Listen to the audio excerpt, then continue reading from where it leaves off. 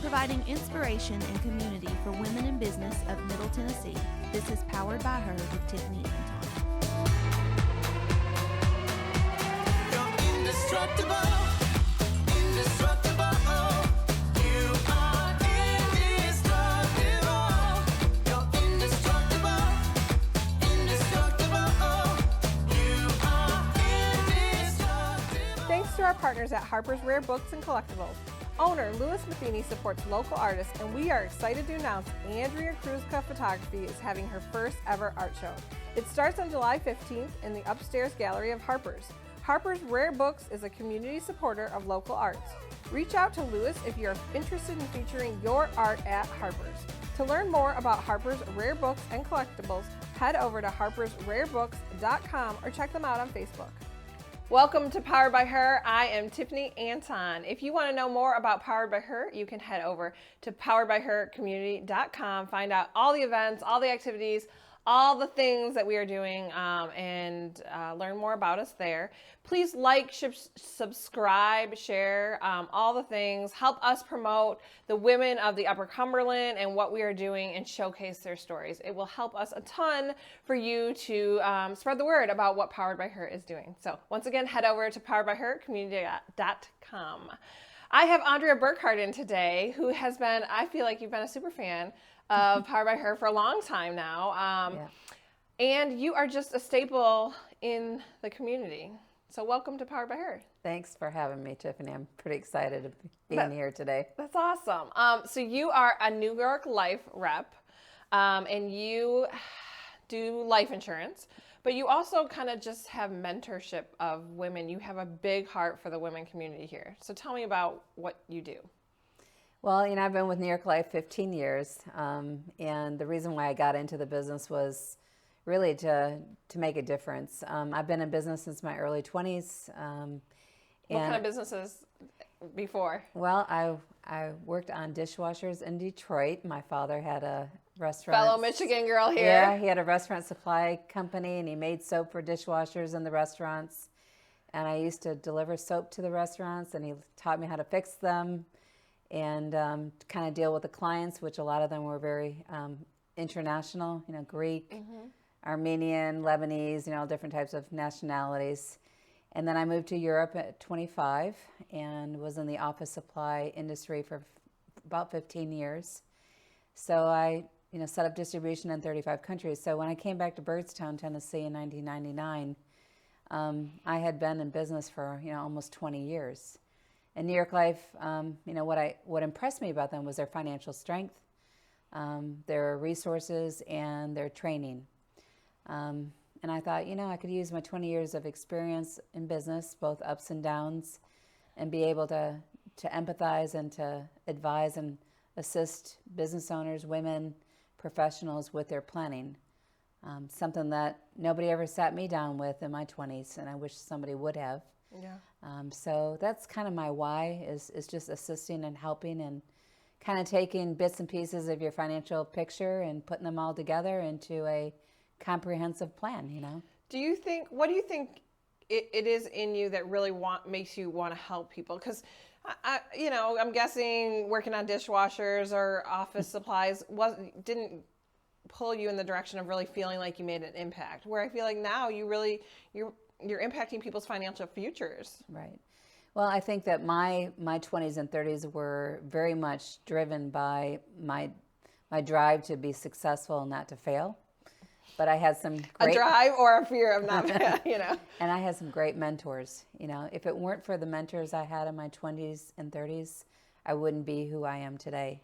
And believe me, as an entrepreneur, because I'm an entrepreneur just like you are, and like many of your fellow listeners, there's ups and downs in business, and some days are tough.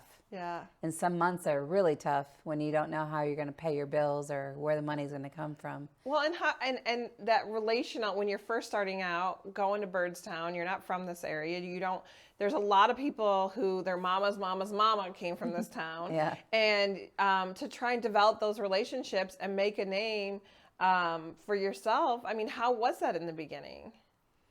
It was, well, I had twin boys when I moved to Byrdstown in 99 got married at 2000, had the twins at 2001. And yeah, I didn't know hardly anybody, except for my immediate family. But I was a chamber director for 5 years. So that helped me. Yeah, it helped that me in the has Upper Cumberland, get to know a lot of people. And, in Dale Hollow Lake, tourism, met a lot of great people, great businesses. But, when I moved to Cookeville, I didn't know anybody, Yeah. And I just talked to a friend of mine, Mario, who kind of gave me a punch list of things that I needed to do. And, I've known him since about 2000, and he said, this is what you need to do. You need to get involved. You need to show your heart. And I did everything he told me to do, and then some. Yeah. Now Well- he tells me, you need to step back from some of this stuff. You're too busy, So one of the things that you have launched 12 years ago now, in 2010, you started the Upper Cumberland Women's Club. Correct. So tell me about that, and gosh, the growth that you've had and the impact that you've had with that. But why did you even start it? Let's start there. Yeah, well, at that time I was still living in Byrdstown, and one thing that you may or may not know, I owned a little publishing business called Dale Hollow Marketing Group. I did that kind of as a hobby on the side, and I started these magazines. And one of them was a Big South Fork Visitor Guide, and one of my clients, Linda Brooks-Jones from Greg Abel's Bed and Breakfast in Rugby, we were at her place, and I had also just started with New York Life, and my husband was kind of handling the sales and the delivery of the books, but I was still writing the stories. So I was kind of talking to her about her bed and breakfast, and I said, Linda, there's so many great ladies in the Upper Cumberland, business owners, retirees. We should just have lunch once in a while. So that's kind of how it started. We just wanted to get like-minded women, professionals together and have a lunch, have a guest speaker, and it's just kind of grown over the years. Well, and kind of similar to, I feel like the guys kind of talk about hanging out at the barber shop. Yeah. And, just kind of talking about life and learning about whatever's going on at the barber shop. And so you kind of started this group just to be the women's version of a barber shop. Correct. And I've attended some, and the one in Rugby was amazing. I'd never been out there before, and just I love the fact that it's such a diverse group of women too. Mm-hmm. Was that part of the founding philosophy, is that you wanted kind of all aspects and you wanted that diversity to come through, or? We just kind of put it out there. Back in 2010, there wasn't the social media push that we have today. Back then it was mostly emails and word of mouth. And Linda's very active in Morgan County and with tourism and Rugby. So she had a lot of influence in inviting ladies that she knew, and then the ladies that I knew in the Upper Cumberland. We tried to really, make it so that, we'd have it one time in Byrdstown, Rugby, Crossville, Livingston. But what we have found over the years that Cookeville, Crossville are the best areas to have a lunch. And then we try to do Rugby, at Christmas time, just because of her beautiful decorations. And not only do you get women together and have conversation, you have a speaker, you also support local nonprofits. Yes. So tell me, was that part of the initial setup of things, or has that evolved over the years? Yeah, it's definitely evolved. I mean, we've had some great new members join, folks that have come in from other parts of the country. And, we charge a certain amount for lunch, and the rest of the money goes into a kitty. Some folks make individual donations to the kitty. And we said, let's give some blessings. And so a couple of the nonprofits in town have benefited from that over the years. And it continues to grow. And now we're doing some social events as well. So that's just a lot of energy in our group and a lot of great new ideas. What has kept that going over the past 12 years? I'm sure at some points it's been like, oh, should we still keep doing this? Is this valuable? What do you think the big value for you or the community has been to keep that going? Well, some folks just don't know anybody, and they want to have a chance to just meet other ladies that they can, hang out with. Some ladies just come because they just need to maybe listen and learn, or they, maybe they have a difficult situation that they're going through with their business or their profession, and you always find somebody in the group that can empathize with you or have some compassion or give you some tips and advice. I think a lot of times too, a lunch, when you're in your busy workday, a lunch is a time to unplug from the phone, from the email, get out into another place and just have conversation that doesn't necessarily have to do with work. Sometimes it does, but it's kind of what you make it. And I think that break is pretty important, even if it's just quarterly. Yeah, and also some of the women that are moving in have had professions. They've worked for 30, 40 years, and now they're in retirement or they're looking for ways to give back to the community. So that's another avenue for them to meet other ladies and then maybe plug in some of their time, talent, and treasures into these organizations. I really feel like that part of our club is going to grow in the next years to come. One thing I want to touch base on, and we didn't prep this yet, but so I think when I first kind of, and maybe you felt this way a little bit when you first saw the Powered by Her stuff going on, it's hard sometimes with women's groups to feel like, are they doing the same thing? Am I doing something different? Am I standing out? How have you kept just being consistent? 12 years is a long time to have a group consistently going. How have you just kind of kept forward and doing what you're doing and providing what you're providing and knowing and having the confidence that this is a value to the community and not worrying about what other women's groups or what other women's stuff is going on? You've come to my lunches, I've come to yours. Yeah. I love the collaboration aspect of things. Yeah. I think Linda and I, we're both wise women. I mean, we're older and we have gone through a lot in our lives, a lot of adversity, a lot of difficult situations. And one thing she keeps telling me is just stay focused. Let's just stay true to who we are. And her and I are really the rock of the organization, although we have some great new members and volunteers and a lot of new energy. But you just have to stay focused. And I think that's in anything in your life. You have to be true to yourself and know who you are and know what you're trying to accomplish. And everything else will take care of itself, I feel. I think, and you've lived a lot of other places. I feel like this area is a magical place for everybody to kind of stay true to themselves and have some collaborative efforts. I'm really honored that I get to be a part of this community and support business owners, that two business owners could be doing something similar. I feel like I can support both of them and rise them both up. High tide raises all ships. And I think that, what do you think it is about this area that makes it so collaborative? It's a unique place. I mean, I've lived a lot of places. I've lived in big cities, lived overseas, lived in small towns. I've never seen a place like Cookeville where everybody really truly wants the community to be better, and everybody truly is working together. You see that with our county executive, our city mayor, folks that are elected officials, organizations that are there. Everybody has a very positive, collaborative, progressive, view of how Cookeville is today and how it can be. And that's very unique. I think that we take it for granted sometimes. Well, and I think too, you've done some workshops with Tori and Tyler. Tori and Tyler Lanham, and even that, just that finding an attorney that says, okay, we have similar goals and visions of what we want to provide to the community. We're going to put this workshop together. I just feel like that's unique. That's not something that you see everywhere, that people are going to team up and most people kind of, I want to do my thing and you do your thing. And those collaborative efforts, it makes you maybe have that shared workload. Well, I find education so important. Folks are hungry for information. And, you could be in college and have the basics of being an attorney or financial planning or whatever it is that you're going to school for. But the education along the way is very important. And then sharing it with others, distilling it down so that everybody understands what, planning is all about.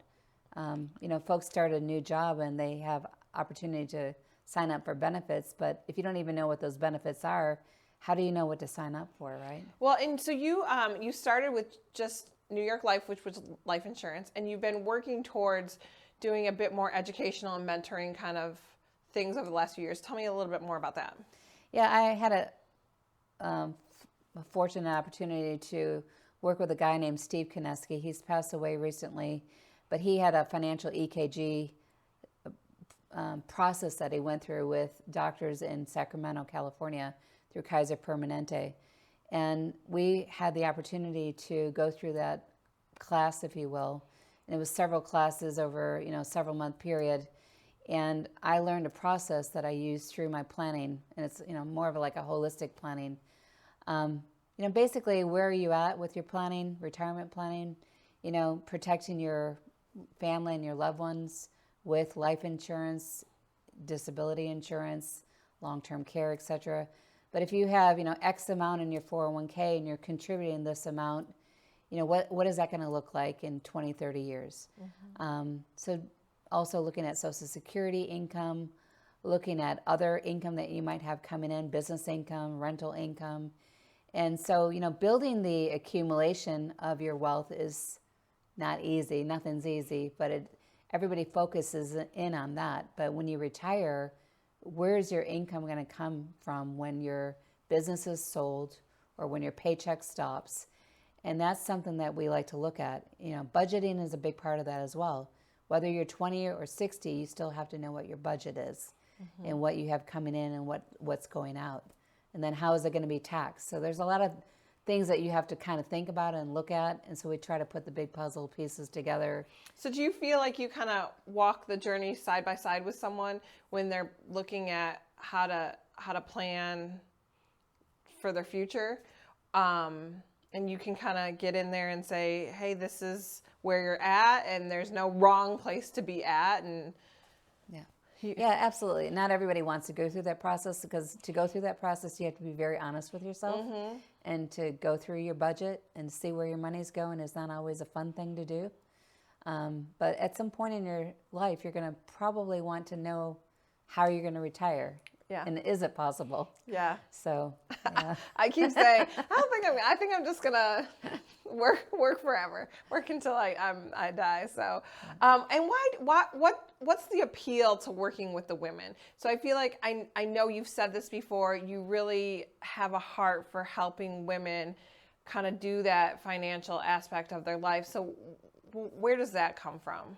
It comes from most women never have the chance to talk to somebody because they're either intimidated or they don't think they have enough money saved up to be able to go into a professional's office and start the process.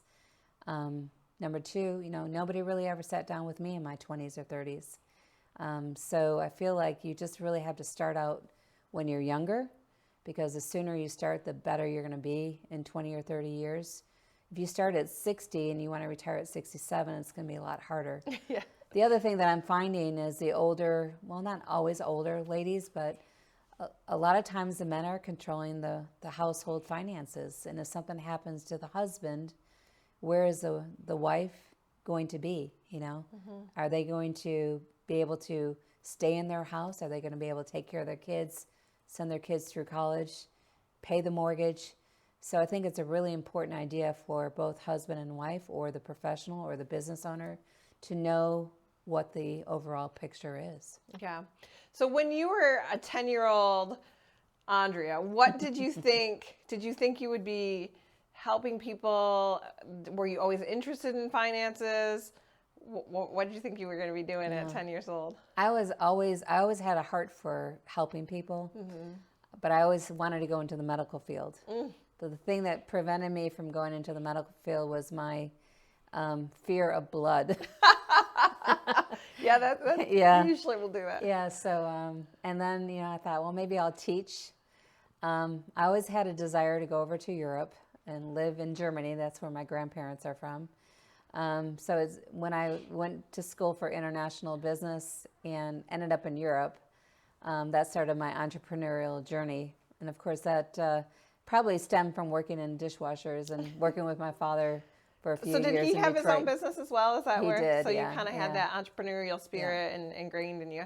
I find that it often kind of is generational. Is that you just think, well, that. I don't think as kids that we realize how much work it is, how hard it is.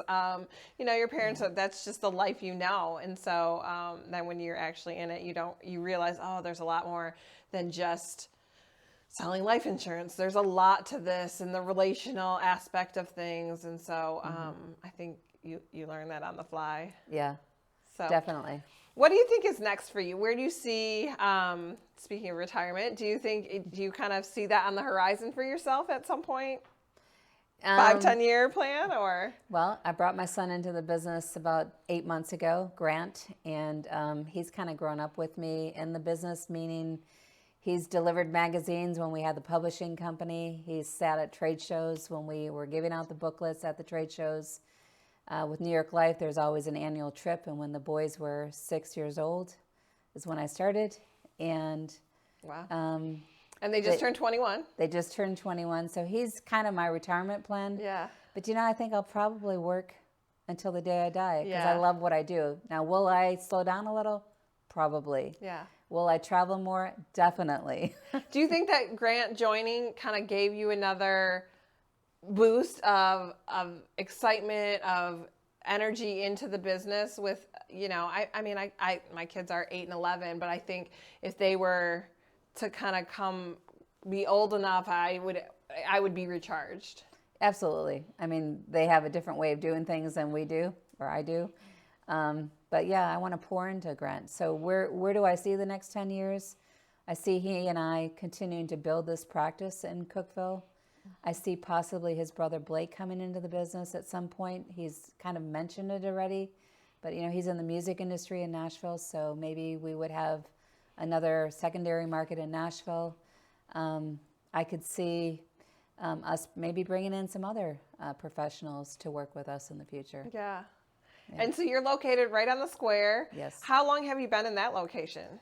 This is my 11th year. Wow. Yeah. And that's pretty cool to be in historic Cookeville on the square. You get to look across the street at the old historic courthouse and all that Yeah. stuff. And you walk over to Poets. And like I said, for somebody who's not from here, and I think that that's interesting, you're such an iconic person in Cookeville. I think you've kind of made a place for yourself. Thank you. I appreciate that. Yeah. Do you feel like, do you see that, or do you think I'm just doing what I'm doing? I've never really thought about it. I think what makes me the happiest here is that I can make a difference. Yeah. I never really felt that in any other place that I've lived. Yeah. Chicago, Brussels, Detroit, I never really even knew my neighbors. So the nice thing for me is making a difference, knowing my neighbors, being involved, seeing the community grow, see professionals grow, see my kids grow.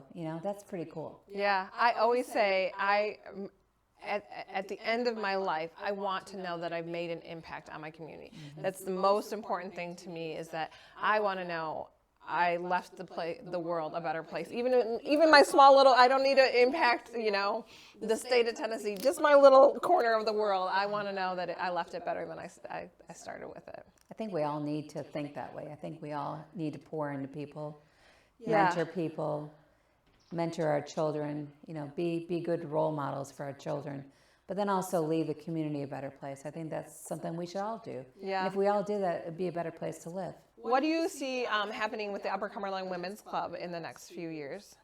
Growth, Yeah. definitely. Expansion. I mean, I can tell there's more life and, renewed energy, just kind of like Grant coming into the business, Right. having these younger women come up and, hey, we're going to do this and that, and, start the social media aspect and get all that stuff going. And so I'm excited to see how that expands. And like I said, I think it's really important to know, as two women's organizations in this area, there's nothing competitive about what we're doing.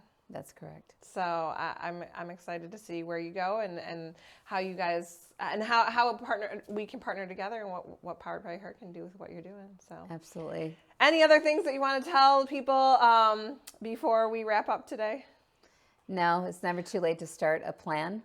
That's a good point. There's no wrong starting point. No, the earlier you start, the better. But if you don't start, then you'll have nothing at all, and you'll be in a situation where it might be difficult to retire. Yeah. Yeah. Well, you can find Andrea Burckhard at New York Life on the square. Like I said, what are your social medias? Yeah, so it's AndreaBurckhard.com, and Andrea Burckhard on Facebook, and Burckhard Annie on Instagram. Go find Andrea, talk to her about your financial future, and check out the Upper Cumberland Women's Club and see what they're up to. So thank you for being Thanks, here today. Tiffany. Appreciate it.